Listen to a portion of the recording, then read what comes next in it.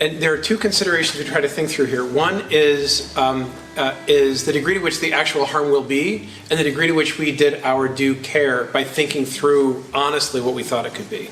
Good evening, everyone.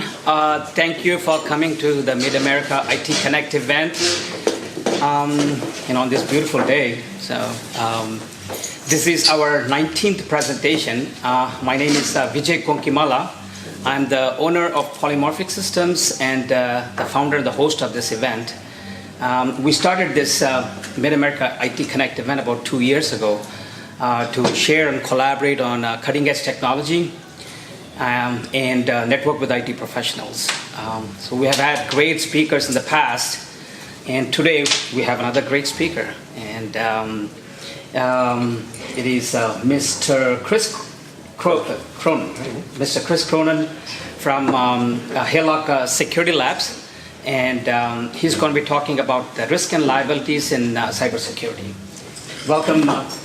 Talk you through some of the challenges that are going on in cybersecurity now, and then talk you through some of the order that you might find in the chaos. We're going to start the conversation by showing you some of the chaos. And anyone who's dealing with cybersecurity, IT, information at all, everything seems to be a challenge.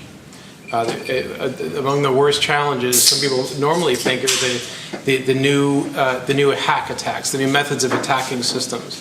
That seems to be something that a lot of people are thinking of in terms of confusion. In terms of confusion that we see most often, that we're most concerned about, are people even understanding what their liabilities are? Are they doing enough? If something goes wrong, are they in trouble? What kinds of trouble are they in? How do they convince someone that they were doing everything they could have done, should have done? So what we're going to try to do today is bring some order to that chaos. I'm going to present that by starting with these three case studies. I don't know if any of you heard, but there's a retail store called Target that had a breach a while ago. It was immense, right? It was big in the news. There was a lot of speculation about how the attack happened, but we know that we had tens of millions of credit cards exposed. We had more than $100 million in some kind of fees coming out of Target. Penalties, hiring forensic experts, lawsuits, lots of stuff going on. Now, how many are you familiar with PCI DSS certifications? It's basically a certification that says that you've had an outside expert auditor look at your environment, and they determined that you were securing the environment as much as the payment card industry expects them to, and that you had a certification that said you were good. Target had one of those when they were breached. So when they were breached and the cases started piling up and decisions were being made in courtrooms and insurance companies and and among banks, people were saying, what good is the PCI DSS report on compliance? What good is it? They got breached, didn't prevent the breach, and they're paying the fines. So what's that certification for? There's another case, University of Pittsburgh Medical Center. The case is actually at the at the Pennsylvania State Supreme Court. It was recently heard last month. We're awaiting decision now. But in this case, 22,000 employees of University of Pittsburgh Medical Center had their data breached out of the HRIS. And hundreds of those people were able to show damages that resulted from identity theft that resulted. But and those people sued their employer, UPMC, and both the case court, the lower court, and the appellate court found that that UPMC was not negligent. That even though we had tens of thousands of records exposed, people had actual harm they could demonstrate, no negligence, right? They didn't have, by the way, a security certification on record that we know of. LifeLock, they recently had a fine against them, December of 2015, $100 million. They had no breach. The Federal Trade Commission fined them $100 million for the breach that was about to happen. To put it in brief, what they were saying. And here was the story there. LifeLock had made claims about their services that were not truthful, the Federal Trade Commission believed. In 2010, the Federal Trade Commission said, stop telling stories about things that you don't do. And by the way, one of the things you say you do is protect data, and we don't have no evidence that you're doing anything reasonable. So you need to start putting in reasonable security controls. We'll be back in 5 years to check on you. Go. So what did LifeLock do? They got PCI DSS reported on compliance. They did a bunch of other stuff. Federal Trade Commission came back in December 2015, as they said they would. They said, you don't have reasonable controls. And LifeLock said, we do. We got the PCI DSS ROC. The court said, I'm sorry, that's not reasonable at all. $100 million fine for the breach that is about to happen. So this looks like chaos, right? Do any of these stories seem to tie together? They seem to be all different. Some have breaches, some don't have breaches. Some get fined, some don't get fined, but it's hard to figure out where the logic is. This looks like chaos. But there's underlying order here. There's an underlying rationale here that we're actually going to walk you through. Something called duty of care risk analysis. When you get duty of care risk analysis, if you suffer a breach, you may have the chaos. You may have that problem of a breach. But the point is, you'll have a sense of order about what you were doing to demonstrate to a litigator, a regulator, other third parties, that you're more like University of Pittsburgh Medical Center, that you don't have negligence. So we'll walk you through how that works. This is a little bit about me. I have been with Halock Security Labs. I'm a partner now. I've been with Halock for about 8 years.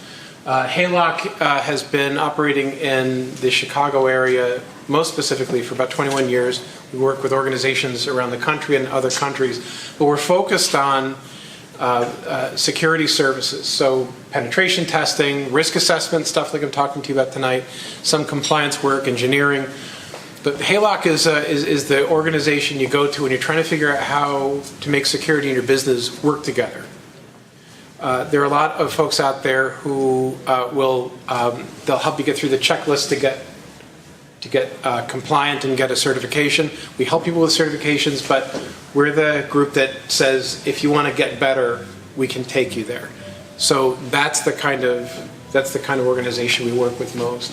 So a list of things that we're doing here. One thing of note is that I'm the principal author of CIS RAMP. Center for Internet Security, how many people are aware of them? They've got the benchmarks for securing your systems, the CIS Controls. Excellent. It's an excellent organization. Halock developed the intellectual property that you're about to see here tonight. We donated the intellectual property into a document called the CIS Risk Assessment Method that was released last month. So we're going to walk you through that. A little bit about me that has nothing to do with information security. I love to play hard with my family when we can. I am very much involved with public service with my family. It's something we encourage everyone to do. Find something that will be better for you doing it that makes you better. And supporting the arts, that's a picture you wouldn't know because it's a picture that doesn't make noise of a modern classical music group called Eighth Blackbird. I don't know if anyone here is interested in modern classical music, but they're an extraordinary organization based here in Chicago, won 4 Emmys, and I'm happy to support them on their board of directors. So now we talk about some of the public service that we're doing here because what you're about to see has an important public service tied to it. What we're going to be doing in this presentation is we're going to talk a little bit about what duty of care risk analysis means and how it gets order out of chaos. We're going to talk about Judgment Day. When you have a breach, what questions is a judge going to ask or a regulator going to ask, and how are you going to be able to answer that in order for you to look more like University of Pittsburgh Medical Center? Right? We're going to talk about this concept of the reasonable person. Who is the reasonable person? Anyone want to raise their hand to say that you're the reasonable person? There is actually a way to figure out what this is. We're going to talk about what we're seeing from CISOs and board members, what's going on with the way CISOs are talking about risk and what board members are really asking for, how it ties into this idea, how we calculate acceptable risk, and then once you know this, what are your next steps? Right? Let's start with what duty of care is. The concept of a duty of care, there are 2 phrases that are somewhat associated, or very closely associated actually, duty of care and due care. Duty of care is something that a judge thinks of when she or he is thinking, if someone was harmed, did you have a responsibility to make sure they didn't get harmed? That's the duty of care. Were you responsible for that? You have a house, you have a dog on your front lawn. The dog is vicious to strangers, but you chain the dog. You have a sign that says "dangerous barking dog." Neighbor comes by and bites. The dog bites the neighbor. Did you have a duty of care to protect the neighbor? Yeah, you had a dog that bites. You knew that. You had a duty of care.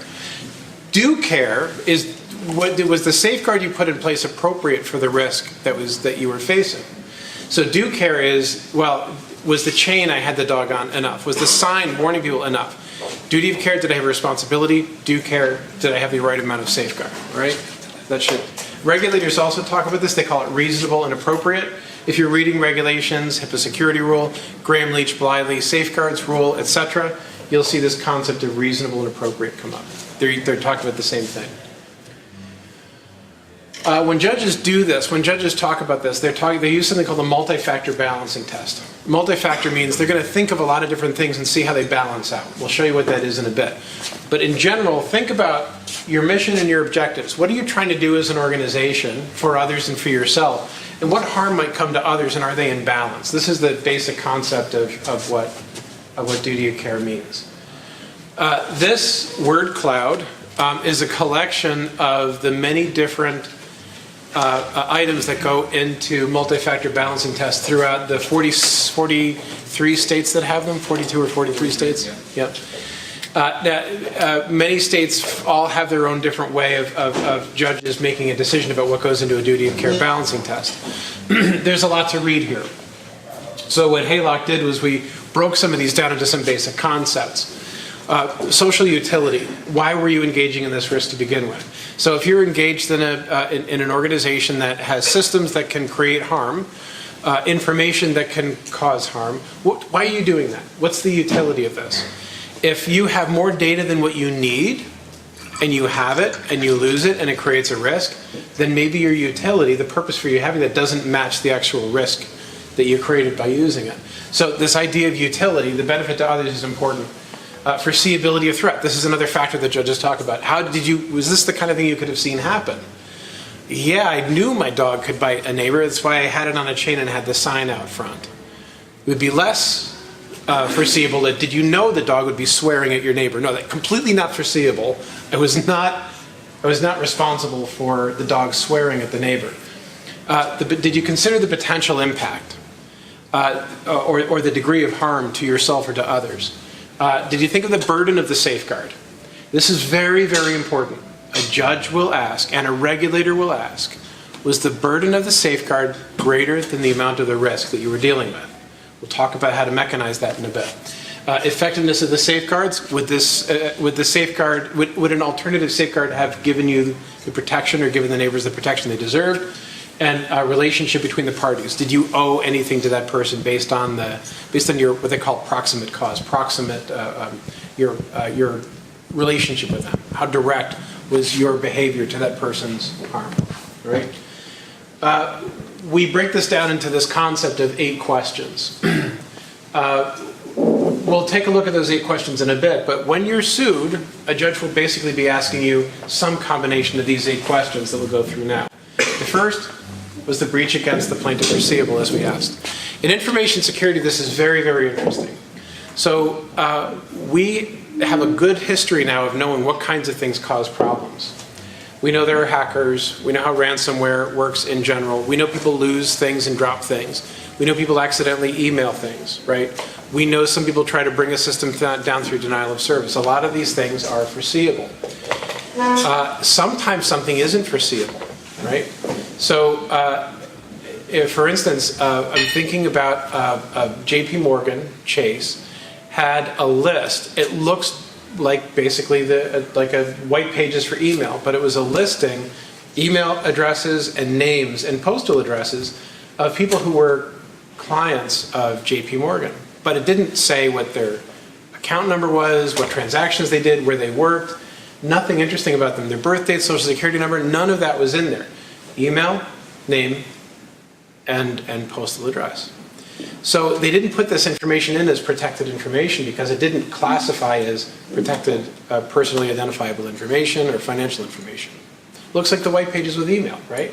Everyone's got these people's email. Hackers went and got that. You know what they did with it?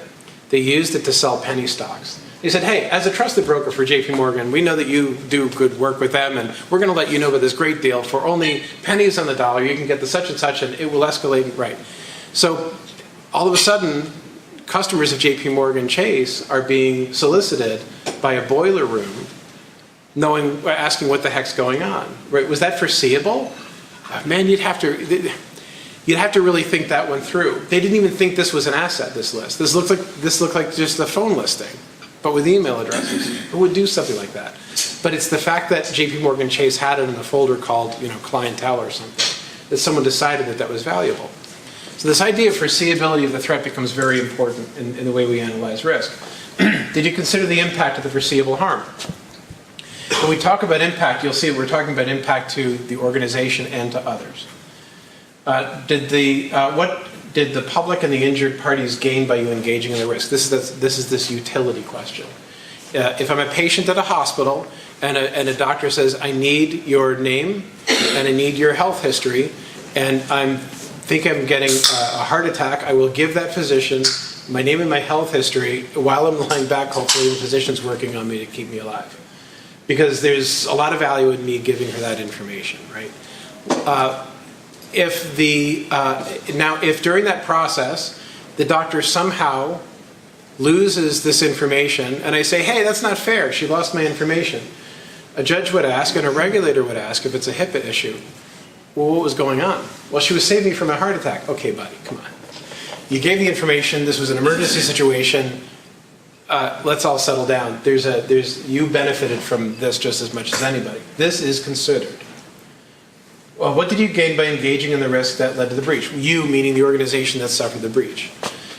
So organizations might say, yes, I've got a long list of people who I'm trying to sell Viagra to, and I get $1 for every click.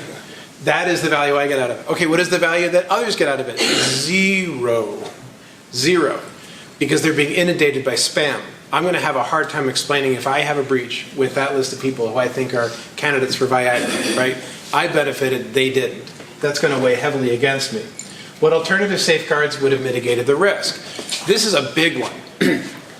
Have anyone here been involved in litigation where they're actually in the midst of judges' review of facts? Very interesting, right? When you have a specialized case like this, you have experts come in. So when it's a data breach, the plaintiff brings in their nerd, and the defense brings in their nerd. And the defense says, you should have used this DLP. Couldn't use this DLP because it would have been prohibiting important communications that would have hurt the business. Oh yeah, well you didn't configure it right. Your Honor, he doesn't know how to configure DLP. I do so know how to configure DLP. I've been configuring DLP since you were in diapers. This is the conversation that goes on, more civil, but what does the judge do with this? He's got two subject matter experts arguing against each other. The judge has no idea what they're saying. Doesn't do anyone any good. The question here then is, if you're going to say that there's an alternative safeguard that would have prevented this, you need to show whether it would have actually provided a benefit and it would not have been too costly. 6, would those safeguards have imposed an undue burden on you? We're going to show you how to do this. This has been perplexing the legal community for decades. We'll talk to you a little bit about how that happened and where we're going to bring you to solve that problem for cybersecurity. How well would the alternative safeguards have reduced the risk of harm? Could it have actually worked? And would the safeguards create other undesirable risks? So how many of you have passwords that are so long that you know of others who have had passwords so long that they've written them down? Long passwords are wonderfully secure, right? But then people have to write them down and put them in a Word document that isn't encrypted just to keep track of all of them. Are you creating a bigger risk by imposing a control? Are there technical questions that happen? Yes, absolutely. They do want to know something about the technology when there's a lawsuit going on or when a regulator is investigating what's going on.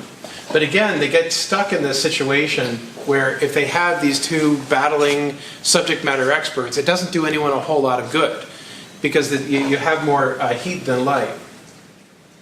So why are the questions, those 8 questions asked? Well, we talked about the multi-factor balancing test, right? Judges are trying to figure out duty of care. Was the burden for creating a plausible safeguard greater than the actual risk? So we need to figure out something about that math, which we're going to show you. Data breach civil suits are tried in terms of negligence. You may know this. What you're going to find as we're bringing order to chaos here is that when we're talking about cybersecurity risk, we're not saying that it's brand new and way different. We're saying cybersecurity risk is just like everything else. The judges think about cybersecurity risk just like everything else. The regulators regulate it just like everything else. When people say this is so complex and strange and new, it gives you the sense of chaos. I can't control this. I don't know what's about to happen. But when you see how similar cybersecurity risk is to every other risk that we've been dealing with throughout the modern world, you'll say, oh, wait a minute. Okay, I just do this the same way everyone else has been doing risk. So essentially the tests are just as if, like in some of the cases that you mentioned earlier, let's just say that, and this comes from a conversation I had with a friend recently that's in law school. A kid happens to, despite the signs that are on the property saying do not trespass, they go into the location, the warehouse, for example, and when they're in the warehouse, you see that there's faulty wooden floor, yet they continue to trespass. Yeah. The kid falls and gets either seriously hurt or fatally injured. At the end of the day, the tests that they're running from a legal perspective are exactly the same when we're talking about cybersecurity. Exactly right, exactly right. And what's been very helpful, and we'll walk you through how this works, when we talk to judges or talk to regulators about cybersecurity, we rarely ever talk about technology. We're just talking about the principles of due care. And we've consistently won those conversations. It's been very interesting, but you're exactly right. So let's talk about this concept of negligence. It goes back quite a bit. American and British courts have tracked along this idea of the reasonable person. This is one of the earlier decisions that we've seen about it. Blythe versus Birmingham Waterworks. The question about the reasonable person came up and how it relates to negligence. Negligence being the omission to do something which a reasonable man, guided upon those considerations which ordinarily regulate the conduct of human affairs, would do, or doing something which a prudent or reasonable person would not do. Okay, well that sounds fine, but show me the reasonable person. So this has been this straw man problem that's been plaguing the legal community for decades. But that's recently been solved, and you're about to see how. It's just kind of fun that it happened in cybersecurity. So the reasonable person, if someone applied an appropriate safeguard or due care, and harm resulted, their liability would be mitigated. And we know that to be true because it's happened in the courts and the regulatory conversations we've been having. Your Honor, or dear regulator, we know this bad thing happened, but here are the controls we put in place. Here's the risk analysis. We had to make the determination. I understand. And fines will go down.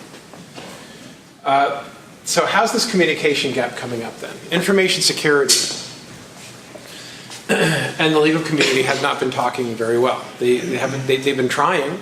We've been at many of their conferences for years as they try to figure out how to speak to each other. They do their best, but they try to speak each other's language rather than finding commonality, which is what we're finding is going on. There is a way to fill this gap.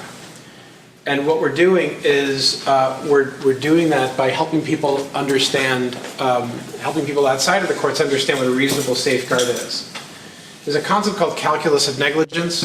We'll walk you through in a little bit.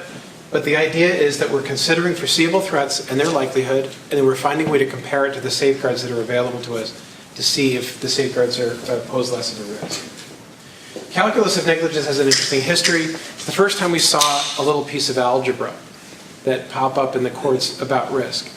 The issue was that in the Second World War, in New York Harbor, there was a freighter that was filled with flour. It was ready to go to Europe to get flour for bread for the soldiers during the war. And there was an empty freighter parked next to it, moored next to it, and there was a tremendous storm going on. And one of the ships banged against, well, the empty ship banged against the full one, full of flour, breached the hull, and the ship went down. The ship with the flour in it went down. So there was a question, was the empty ship that banged into the full ship guilty of doing this? The owners, really, the operators of these ships. And the way Judge Learned Hand, that was his real name, was on the Second District Court of New York, came up with this calculus. It's called sometimes the hand rule, named after him, or the calculus of negligence. He said if the burden is less than or equal to the probability times the liability, then that's reasonable. The burden is less than or equal to the probability times the liability. People said, well, that sounds great. I know how to say probability and liability and burden. I have no idea how to equate the two. How do I show math for burden that would equate to liability times probability? How do I say apple times giraffe equals orangutan? I don't know. I don't know how to compare these things. But those who have done information security and a lot of risk management for a while have seen this equation, risk equals impact times likelihood, right? But they look a lot alike. Risk equals impact times likelihood is what information security people, and a lot of people say, right? But certainly in information security, it's in standards like ISO 27005, NIST 800-30, Risk IT. This stuff comes up over and over again. They're very close. They're saying almost the same thing. So let's pause for a minute then before we get into this and take into consideration what's been happening. Information security people have been saying we need a way to figure out probability by saying likelihood and impact.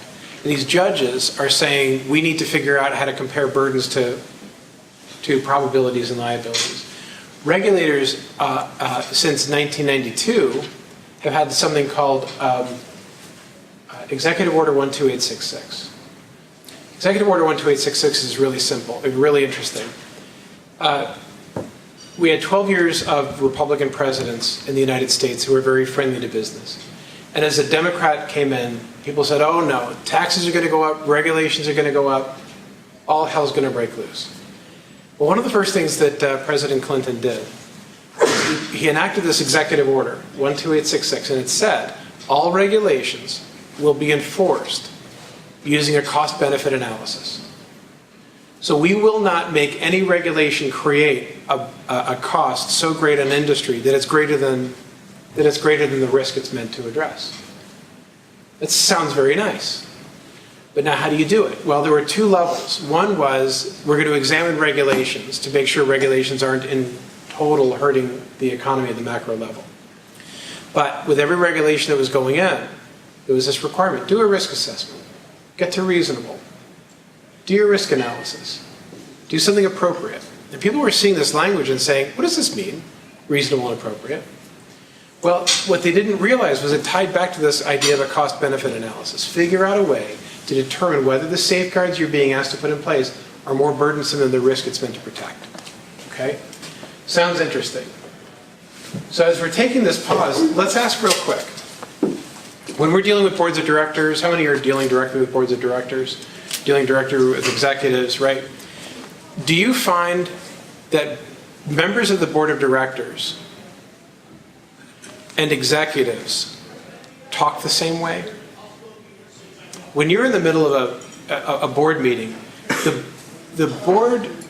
dynamic of a board meeting is interesting. The directors on a board will drive a certain kind of communication in that room. The board member will come without having read the preparatory material. They'll have material this thick to read, and they'll skim through a few things. They'll read something in the Wall Street Journal. They'll remember to ask about it. They'll say, and tell me what you're doing to prepare for X. The people who are the executives who come to the board meeting are behaving as well as they can in front of the board members to let them know they were responsive to the things they told them in the last board meeting. But what's really going on in the board meeting is when board members are asked, what do you want to know? There's certain things they say they want to know. They say, I want to know that we're protecting the business and liability. It was why they're brought there by the shareholders. No matter how much money we spend, we're still going to get breached. Why do they say that? Because they don't know, they're powerless. They know they're being asked to release funds. They know they're being asked to reduce profitability by putting more money toward an unexpected bad thing. How do we compare with our peers? Well, they can ask that question because board members are often on other boards. They can say, well, you know, they go to their CISOs and they say, you find out how our peers are doing, and then CISOs aren't being honest with each other. They'll say, boy, this is really hard, isn't it? Yeah, it's really hard. What are you doing with such and such? Well, we're doing such and such. They're not going to be frank saying, you know what, we're completely understaffed, we're very exposed, we say we're doing this to our vendors, but we don't actually do it. They're not honest, right? So there are these levels of expectation you're getting from the board. If security reporting doesn't reflect business goals, then you're doing it wrong. You're telling me you're doing all the security stuff, but I've got this bottom line I got to go back to the shareholders and let them know I'm representing their interests well. Concept of measuring risk is important, otherwise it's just a list of things you've done and will do. I need to know that when you give me a list of things, that list of things matter, right? What does the CISO do? Well, we're understaffed. And I'll let you know that, but I got to go gentle because every time you ask me to show what the proper staff should be, I don't know how to answer the question, so I'll be gentle as I tell you we're understaffed. Hard to justify. You know what's easier for me to say in a board meeting? I'll just have them work harder. We'll let you know how that goes. Hard to justify security programs to the board because now how is the CISO going to explain why they're choosing CISO over MFA? They don't know. They don't know how to have the conversation. The CISO spending all their time on sales queries. How many times have you thought something was a good idea because a salesperson told you it was fantastic?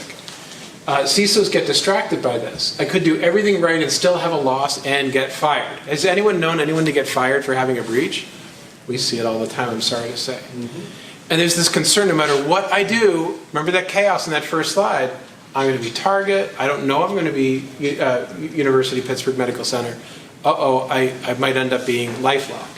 So they're not communicating on the same level. I'm going to move ahead a little bit so we can get to some of the meat and potatoes of what we're talking about. So when we say information risk, what do we mean? The potential of harm that results from a compromise of information assets. Compromise could be confidentiality, could be integrity, could be availability, could be speed, right? We've got a client who can tolerate up to 89% loss of assets. Imagine that. Wouldn't that be great? They can tolerate up to 89% loss of assets. They can't tolerate slow data. Slow data will bury them, right? So when they have slow data, that's a compromise to their information asset. That's an impact for them. We describe it as how likely is it that information will be compromised by a threat creating an impact, normal language. We can also quantify it doing mathematics. So this is very difficult. A lot of people tend to think risk assessments are hard. What do people normally do? Gap assessments. Please hire someone to ask me questions about a list of 122 controls and I'll say yes or no to answer them. And they'll tell me whether they like my yeses and nos. And they'll give me a report and that's my gap assessment. And now I've got my list of things to do. That's a gap assessment. That doesn't do anyone any favors. Because you just have a list of things, you don't know how to prioritize them. But people, when we ask them, so why aren't you doing a risk assessment? Well, I can't read the future, right? I can't do that. I don't have actuarial tables. I don't have that. It's very time consuming. There are a lot of reasons why people say they can't do risk assessments. But what we're finding is the things that are going on there, when organizations are saying, oh yeah, well, I have someone come in and do my risk analysis anyway. When we look at what people are doing with risk assessments, we see that there's no calculus for a risk appetite. How many of you know what your organization's acceptable risk level is for information security? How many of you would be surprised to realize that every judge and every regulator expects you to know what that is, your acceptable level of information risk? Now, we've seen over and over and over again assessments that are done by organizations who would say, yeah, this is a risk assessment. But there's no definition of reasonable risk. Well, why did you go do that assessment if you didn't know what reasonable was? Because every judge and every regulator will expect that answer from you. The risk assessment process does not involve key personnel often. It only considers the company's risk, not the public. We've seen a lot of risk analyses where someone says, hey, this would be a high risk to us. Our bottom line would be hurt very badly. So we need to do this to preserve our bottom line. One of the leading risk assessors, not just for cybersecurity, but globally, is very focused on this dollar amount, and we're working with his organization now to convince him that every one of the analyses needs to consider not just impact to the organization, but to the outside world. Why is that? Because if you've got a risk assessment that says we're not going to spend the $3 million in this control, even though it can cost up to 4 lives, lives are valued by the federal government at this dollar amount, which isn't worth the $4 million investment. How does that go over in court? You want to guess? Terribly, especially in front of a jury. There's good research that shows do not do that. If you're going to talk about risk against you, you have to compare it to risk against the other people who may be harmed, not you. And you have to show that you're not going to tolerate an impact to the level that they're not going to tolerate an impact. Again, we'll show you that in a minute. So if you're doing a risk assessment that only talks about your impact to you, that's a dangerous risk assessment that can increase your liabilities. So there we go. Quantifies risk only in terms of dollar limits. That's a real problem. You've heard of the Ponemon Institute? It's a great research group. They research a lot of security breaches. They get a sense of what these cost in different ways. Then they give a dollar value. Here's what a record costs in terms of a breach. Around $200 a record. So if you breach 40 million records, it costs $8 billion, according to them. So according to them, Target should have spent $8 billion in response to the breach. They didn't. It was more like 100 million, so it was more like 2.5 or $2.50 per record for them. The only reason why I'm adding this is when people use dollars, they're guessing, and they're doing something that a jury and a judge and a regulator will find very distasteful. By the way, Ponemon Institute is a great institute. They're just struggling with this one little thing. Here's something very, very important. If a risk analysis doesn't give executives an aha, I figured it out, I know what to do, then it's not an actual good risk assessment. So we're talking about solving that communication gap with this idea of duty of care risk analysis. So what's duty of care risk analysis? Well, it describes the process for evaluating risks and safeguards so that the resulting analysis is easily communicated and accepted by authorities like regulators and judges and to other parties who might be harmed by those risks. Duty of care risk analysis is a method that evaluates risk by calculating the potential impact or injury to organizations' customers, impact to their mission and business objectives, and to other external entities. It's a method to define acceptable risk and has prioritized risks that need treatment. Right now, we mentioned the Center for Internet Security has adopted DACRA for their CIS risk assessment method. And again, the concept is that you're going to be balancing mission and objectives against obligations. So we mentioned a little bit about 12866, the executive order. This is a list of some of the very common regulations that this associates with. We were speaking earlier, it also associates with GDPR. There's something called the impact assessment. But this is a very common concept in all of these regulations. HIPAA security rule talks about reasonable and appropriate controls.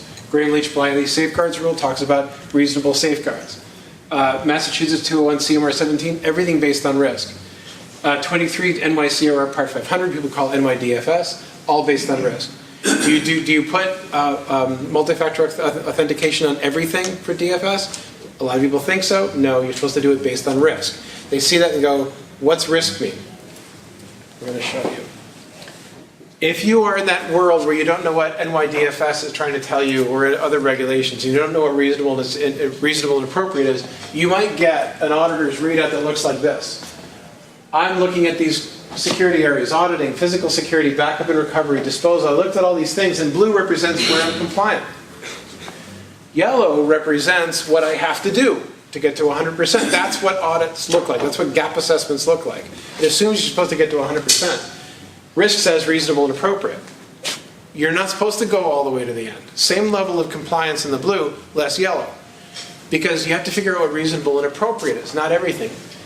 We very often hear security folks and legal types say, oh, we can't do it all. And especially after a breach, we did everything we could. We couldn't spend money on everything. I said, yep, you're absolutely right. Let's figure out what that reasonable is for the organization. I'm going to bounce through this pretty quick. You've seen heat maps like this, right? Red is bad, green is good. I'm going to bounce through this pretty quickly because we want to get to the meat pretty quickly too. This is actually probably a better understanding of what the law means by a heat map. You can have high impacts with high likelihoods and get a score of 25. That's terrible, right? High likelihood of a high impact, terrible. The law wants you to remember that an over-controlled environment is also terrible. You don't want to go close to zero risk because it means you've locked down your organization so much that you probably can't function. It means that your safeguards are probably overly burdensome. We used to joke, if you want a perfectly secure server, I've got the perfect solution for you. It's cement, it's the bottom of the Atlantic Ocean, it's the removal of hard drives. It will be so secure. It will be entirely impractical.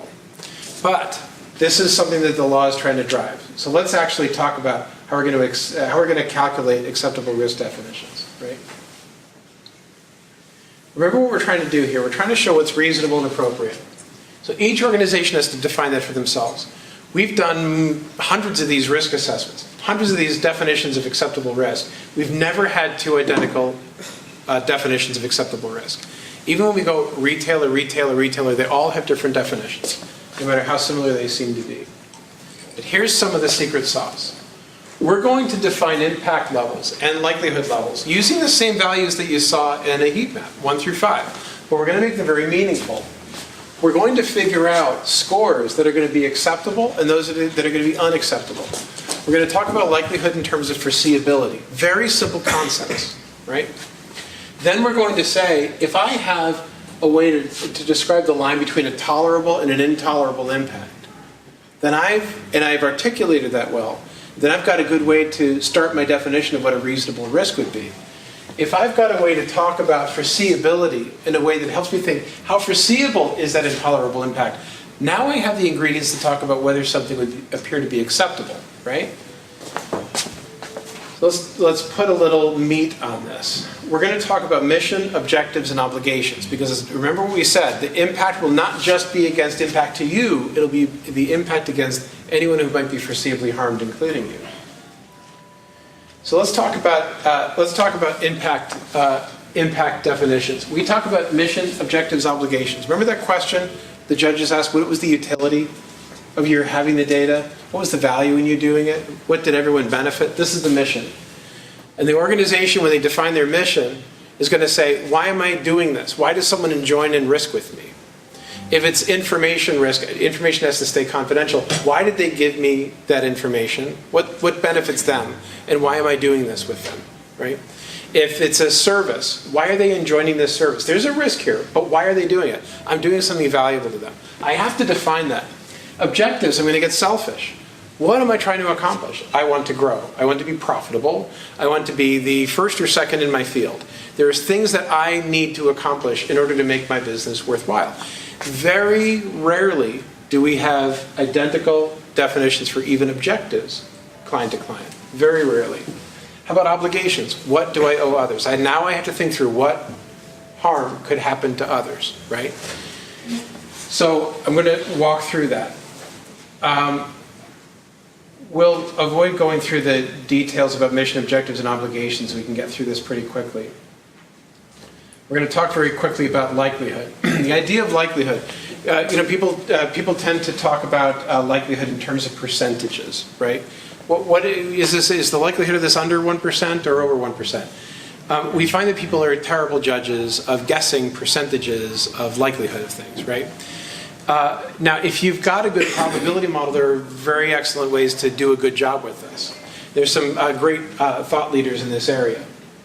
Doug Hubbard is a great author and is actually very accessible author of How to Measure Anything and the Failure of Risk Management. He's done really good work here. But let's talk about likelihood with a more practical view. Let's come down here. What if you can talk about foreseeability? That's the way judges talk about it. That's the way regulators talk about it. That's the way managers are able to actually comprehend a lot of this stuff. So imagine that we set our likelihood score of 1 means something is not foreseeable within some period of time. Let's say you've got a planning threshold of 3 years. We want to sell the business in 3 years. We can only plan out 3 years. 3 years is some marker. It could be 5 years, could be 2. But you're going to want to talk about whether something is foreseeable within some period of time that you can envision, you can manage to. Something might not be foreseeable. That might be your likelihood score of 1. What if something is, maybe you could have maybe once in 3 years. Maybe that's your 2. 2 occurrences within 3 years, within a year, multiple times per year. There are different ways to talk about the foreseeability and the commonality, but you're going to use just common language terms that everybody can communicate to, that anybody can reasonably estimate. But then we're looking at impacts of your mission and your objectives and your obligations. This is an organization who says our mission is customer performance. We want our customers to excel. Our objectives, profitability. This is selfish. We want to be profitable. Protection of person identifying information that we get from our customers, that's our obligation. But what we're going to do is say, I'm going to define what a negligible impact would be against my customer performance. In this case, what this is it's a model of a electricity provider, just electric company. And they're saying, I know I've got a negligible impact against my mission of performance of customer consumption of electricity, energy delivery is unaffected. That's what negligible would look like. Energy fluctuation within variance. Someone might have a drop in voltage supply, but it's within variance. We know what happens sometimes. That would be acceptable. I can accept to because it happens. It's the nature of this and the nature of a complex system. There might be impacts I'm not going to accept. All of a sudden, I'm not going to accept my 3. It would prevent us from delivering power for more than an hour. That's no longer acceptable. I would invest against that kind of impact. That's what the organization's thinking. But you know what? It's going to draw the same exact line for profitability, the same exact line for obligations. It's going to say 2 is acceptable all across the line and 3 is unacceptable all across the line. What are we starting to do? We're starting to take a look at things that are observable, measurable, that we say matter or don't matter. The things that don't matter we put above that line of acceptability 2 and 3. The things that do matter we put below. But what's key here is instead of saying, I would spend up to $800,000 to save a human life in my business, I can have people die on my shop if I get to save $800,000. Instead of saying something so inhumane and so disfavored in a court of law or by a regulator, we're going to say levels of harm that I would accept, I believe anyone would accept. Levels of harm I would not accept, I don't believe anyone would accept. What's fair for me is fair for others. It's the golden rule put into a risk register. Do unto others as you would have them do unto you. Protect yourself as much as you would protect others. What's been very interesting is when we started to put this out, we thought we got to get people to feel comfortable to spend on cybersecurity. It's an unknown challenge. It's chaos. Will a company accept the fact that they're going to invest in their protection to the same degree they protect into someone else's protection?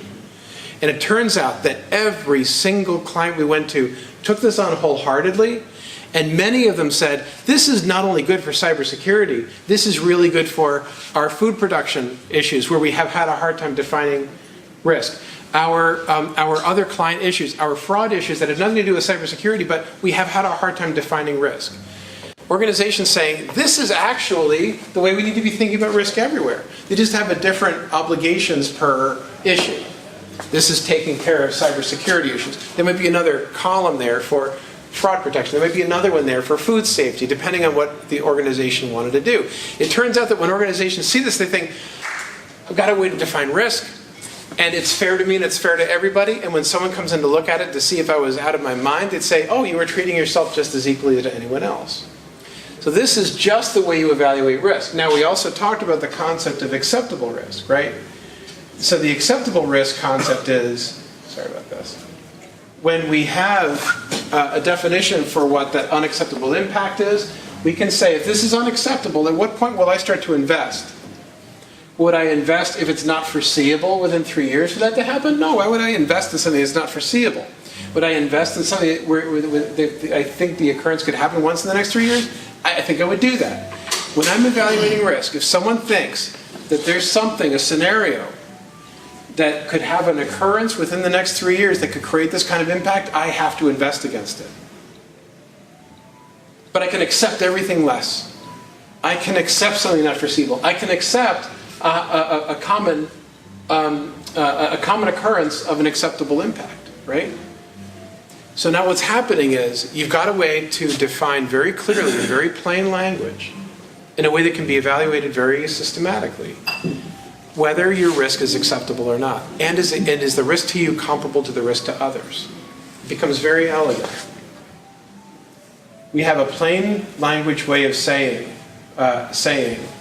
I'm going to invest against incidents that foreseeably could within the next X years. And you don't have to pick X years. We have some people who didn't even put a number of years on it. Like I said, it can be different organization to organization.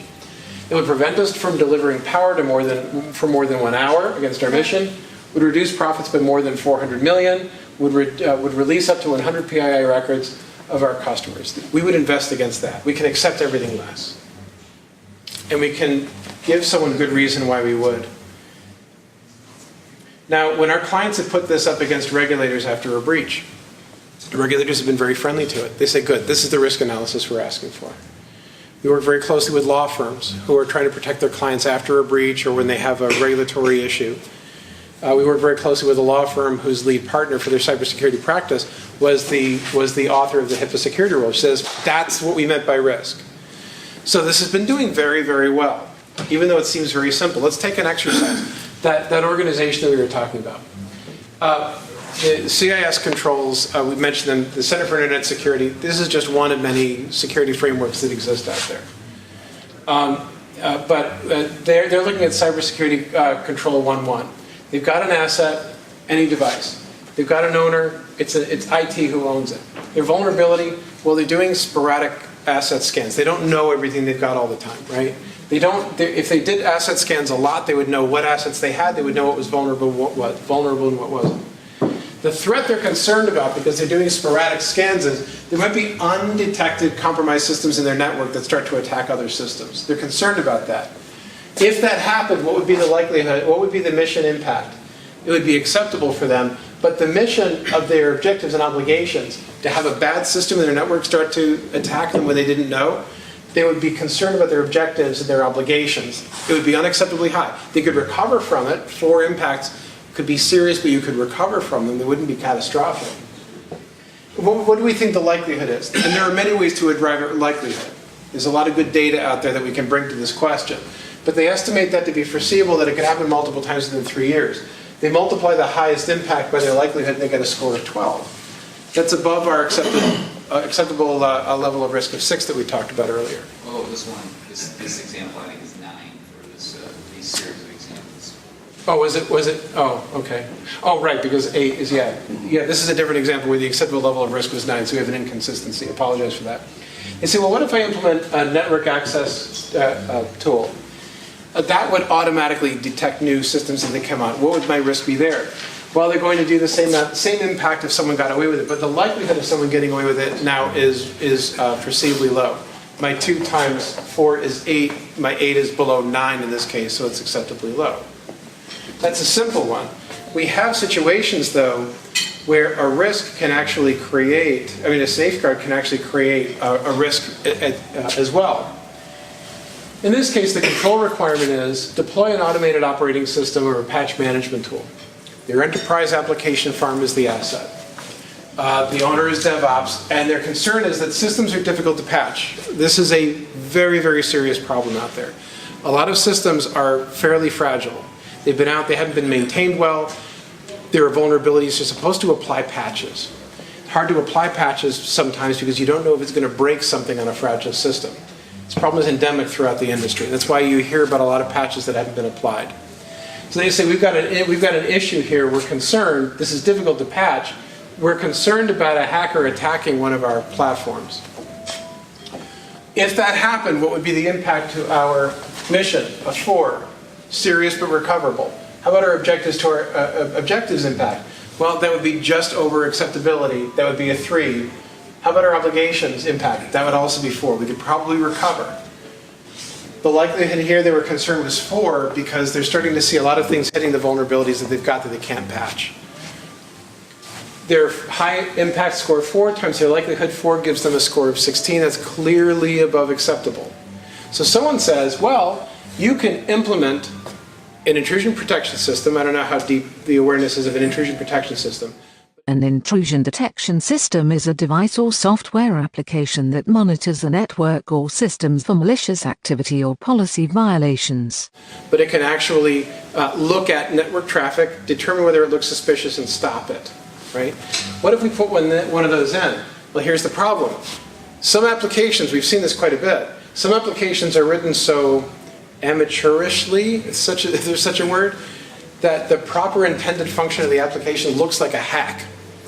Because the programmers literally are hacking into something saying, well, I can't figure out, for whatever reason, I can't get this database connector to work. I know what I can do.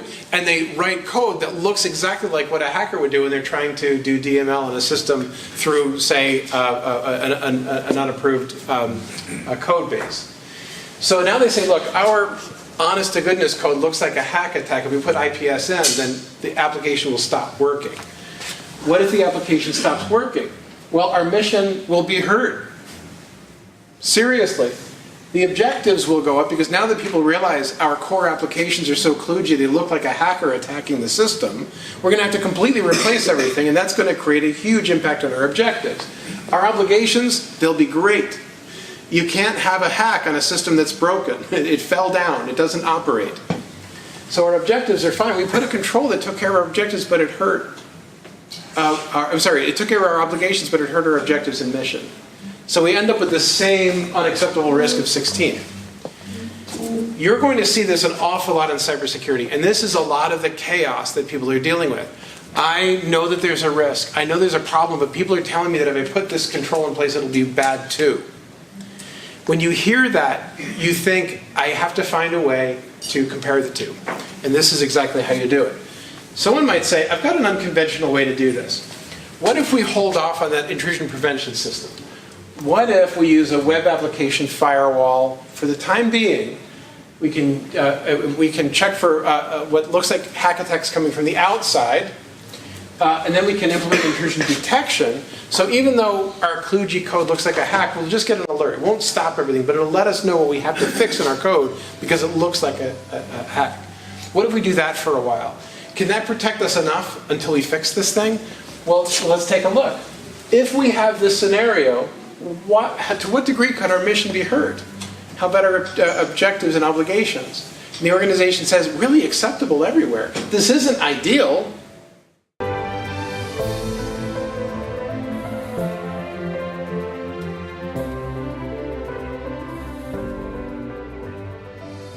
It's not what the standard tells us to do. The standard tells us to do something else, but that standard would break our environment. Let's try this other tricky thing and see how that comes out. And they say, well, what's the likelihood of this happening? Well, the likelihood of having this kind of impact is a 4, but that gives me an acceptable level of risk of 8. I can accept that. Again, this for an environment where their acceptable level of risk was below 9. Sorry for the mismatch in the item up above. So now what are they doing? They're being able to talk to their business management, right? Even before they have a conversation with a judge or a regulator.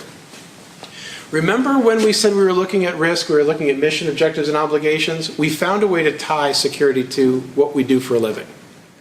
We now have a business way to talk about why we're making the investments. Remember what the board was saying? We need to know why you're spending this money. Well, this is exactly why. Mission, objectives, obligations. We're protecting all of those. Protecting others, protecting ourselves, protecting the mission, everything's good. We found a way to make sure they're all in balance.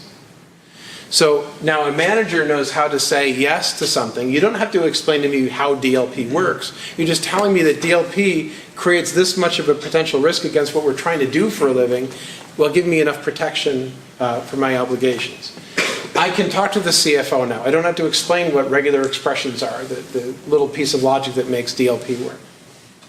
And the executives can now have a conversation with the board to say, we're preserving all the things that you as shareholders care about, and we're making sure you don't get exposed in the back end by hurting other people in the process. Right? Who else does it help? Well, the info security people, because remember that risk calculus that was sitting out there orphaned? It had nowhere to go. It was unrelated to everything else. They finally have a piece of math that they've been told to do by the National Institute of Standards and Technology, the ISO, by ISACA, by many organizations. Now they have a way to take their technical problem and convert it into a business discussion. Remember, we're using not just numbers, we're using plain language. And legal. This solves that problem. What is the reasonable person? That piece of algebra that's been sitting in dusty law school shelves for decades now has a practical application. And it has a way for judges and regulators and general counsel to all stick by a value because they say, this is sort of the nirvana. This is the thing we've been looking for. Now we can stick by it. General counsel can now say, I can fight for your entrepreneurship while providing you safety from liability.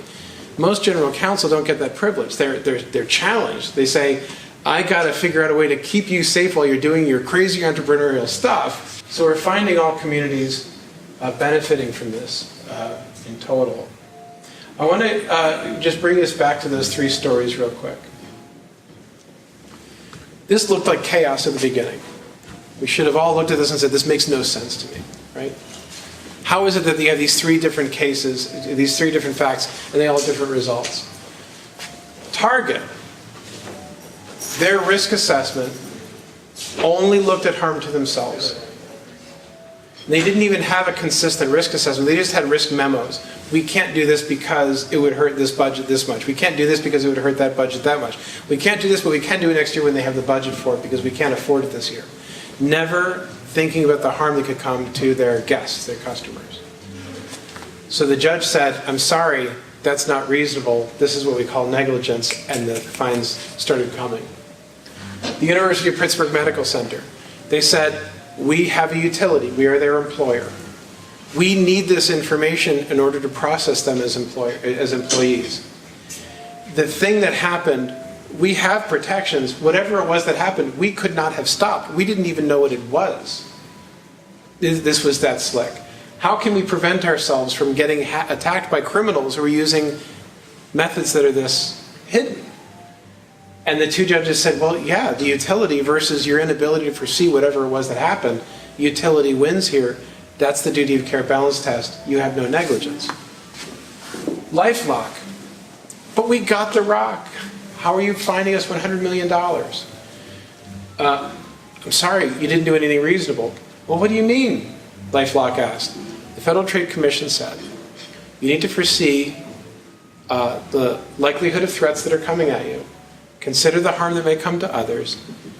Consider whether there are alternative safeguards. Apply those safeguards if they're appropriate and that they don't create a greater burden on you than the risk that you're protecting against. And you haven't been able to show that. That's why LifeLock was charged $100 million when they didn't even have a breach.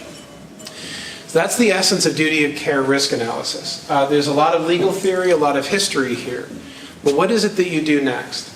If you're in a situation where you're advising or trying to figure out how do I balance these concepts, keep in mind that there is now a nice, easy method. If you go to the Center for Internet Security, cisecurity.org, you'll see the document CIS RAM provided. It's got workbooks, it's got directions, it's got all this good stuff. It walks you through how to create this method. But what we have is actually finally a way to create order from chaos. Not because you've prevented the chaos, but because you've figured out a way for something to make sense in a way that did not make sense prior to you understanding the logic that the regulators and the judges are asking.